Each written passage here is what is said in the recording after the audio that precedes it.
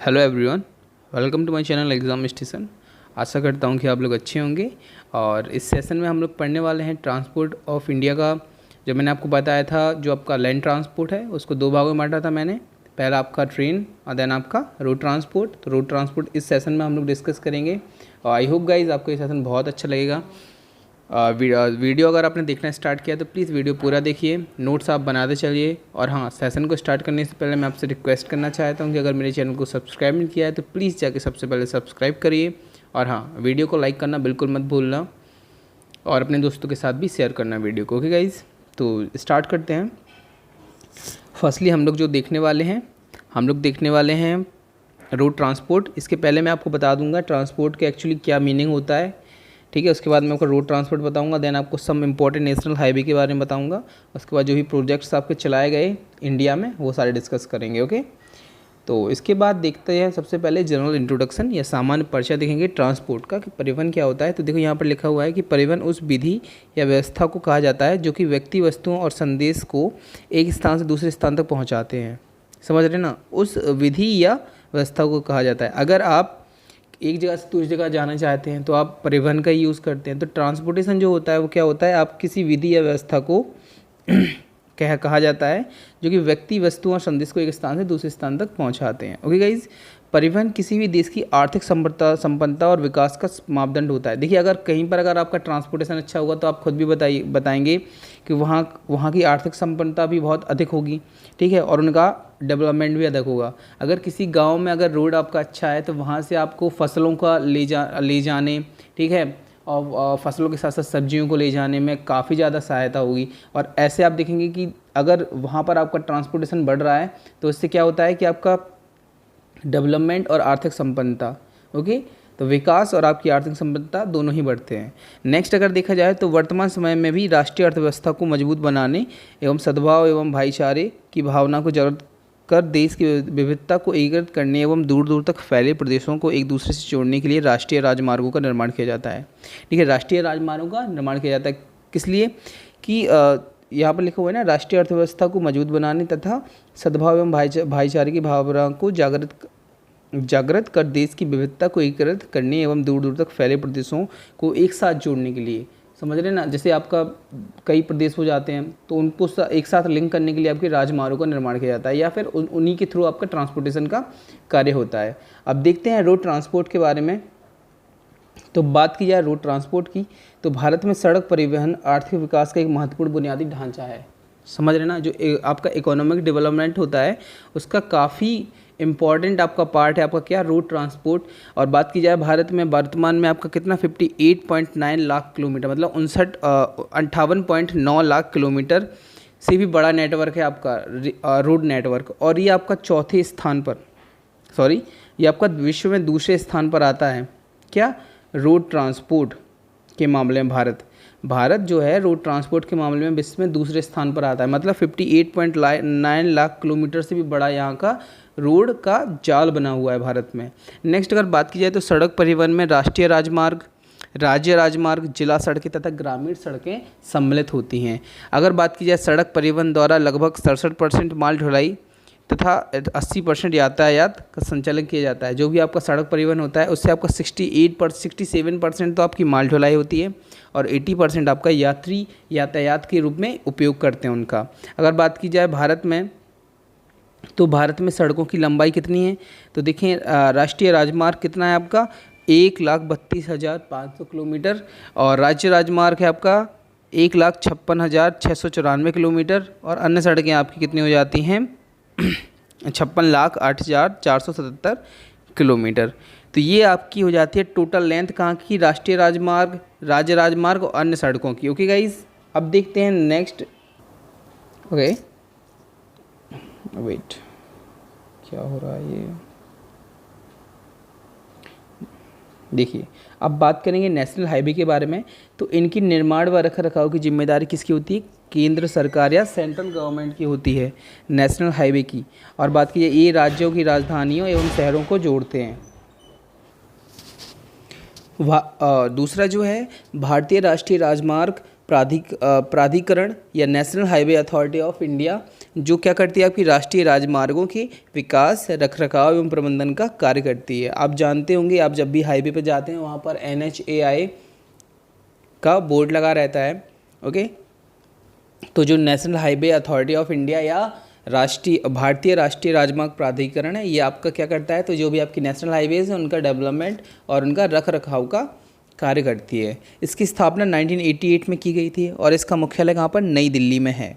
राष्ट्रीय राजमार्गों को राष्ट्रीय राजमार्गों की सर्वाधिक लंबाई आपकी कहाँ पर, उत्तर प्रदेश में है।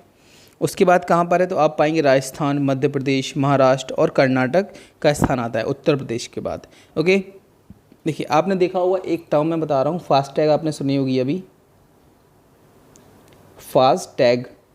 फास्टैग जो टर्म है वो यूज़ की जा रही है, जितनी भी आपके टॉल होते हैं, टॉल पर फास्टैग का यूज़ किया जाता है। और फास्टैग का क्या मतलब, फास्टैग यूज़ करने का क्या एक्चुअली प्रॉफिट होता है, तो जो आपकी जो गाड़ी होती है, गाड़ी की आपके जो आपका शीशा होता है फ्रंट वाला, वहाँ पर इस टैग को चिपका दिया जाता है। इससे क्या होता है कि जो आपका टॉल होता है वहाँ पर लगे बारकोड रीडर से इसको स्कैन कर लिया जाता है। तो स्कैन करने के बाद क्या होता है कि आपको जो लाइन में लगने की दिक्कत होती है ना, वो चीज़ कम कर दी गई। तो इसलिए फास्टैग का यूज़ किया जा रहा है आजकल नेशनल हाईवेज़ पर लगे टॉल टैक्सेस पे। ओके, नेक्स्ट अब बात करते हैं कहाँ पर, अभी नेशनल हाईवेज़ की बात करते हैं। तो देखिए NH1 है जो, वो कहाँ पर है, तो आप बोलेंगे नई दिल्ली से अटारी, जो कि आपकी इंडो पाक बॉर्डर में है। तो नई दिल्ली से अटारी के मध्य है। NH1A आपका क्या है, तो जालंधर से उरी। NH1B आपका है बटोट से खनवाल। नेक्स्ट अगर बात करें तो NH1C आपका कहाँ पर है, तो आप पाएंगे दोमल से आपका कहाँ पर है, कटरा। NH1D आपका है श्रीनगर से लेह। NH2 आपका है न्यू दिल्ली से कलकत्ता।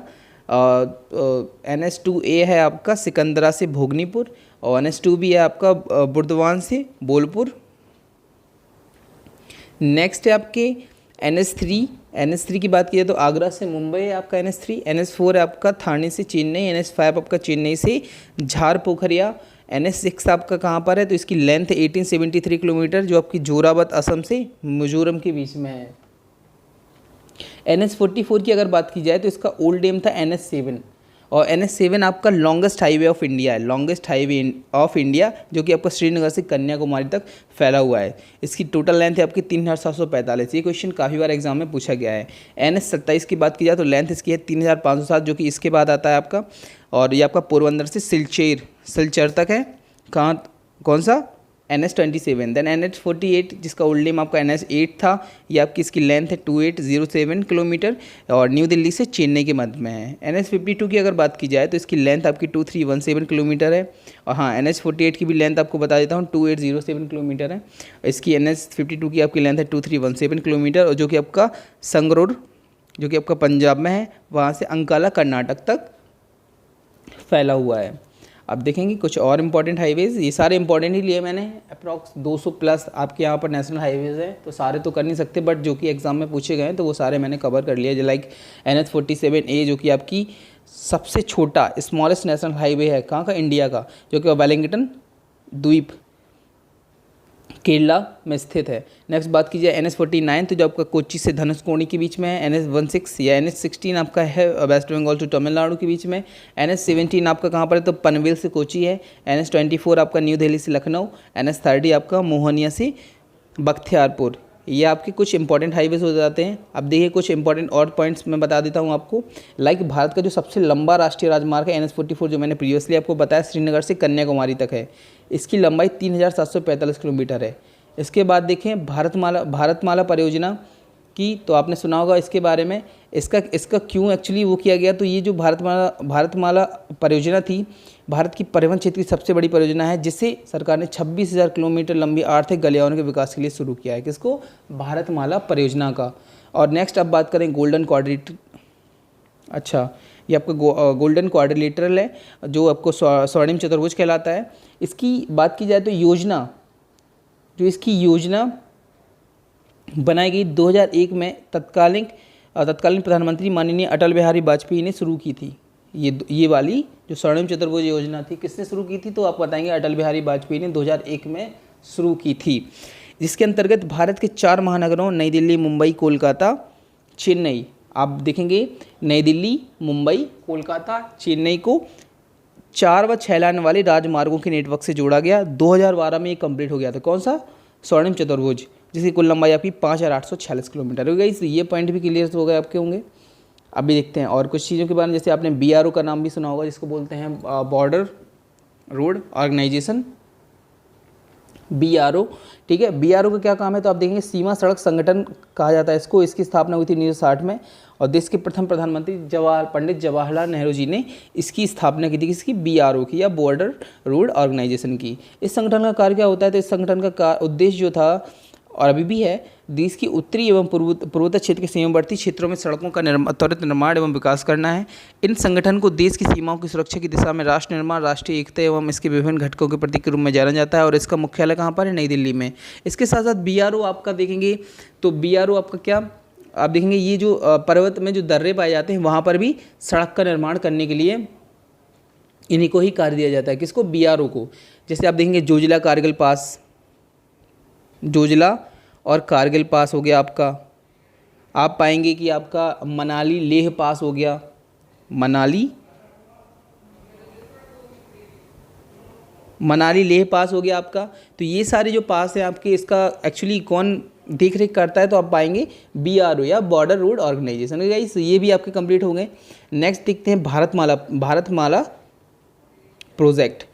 ये जो प्रोजेक्ट था ये सड़क परिवहन एवं राजमार्ग मंत्रालय के अंतर्गत एक बृहद अम्ब्रेला स्कीम है और इसके अंतर्गत क्या किया गया? तो भारत के सीमावर्ती राज्यों को जोड़ने के साथ उन्हें तटीय राज्यों एवं उनके बंदरगाहों से जोड़ा जाएगा। किसके अंतर्गत? भारतमाला प्रोजेक्ट के। उसकी स्थापना 31 जुलाई 2015 को हुई थी। इसकी कुल लंबाई आपकी 51,000 किलोमीटर। किसकी? भारतमाला प्रोजेक्ट की। नेक्स्ट है सेतु भारतम प्रोजेक्ट।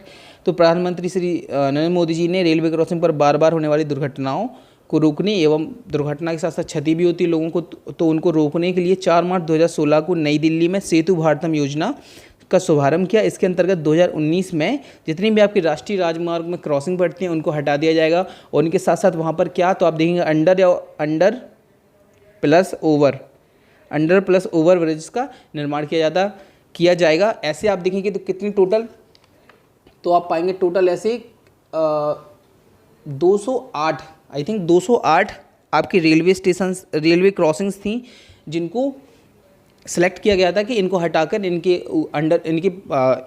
जगह पर अंडरब्रिज या ओवरब्रिज का निर्माण किया जाता। तो ये आपकी सेतु भारतम योजना के अंदर किया गया था।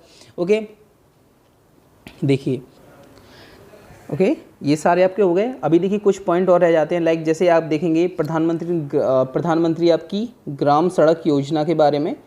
तो बात की जाए प्रधानमंत्री ग्राम सड़क योजना,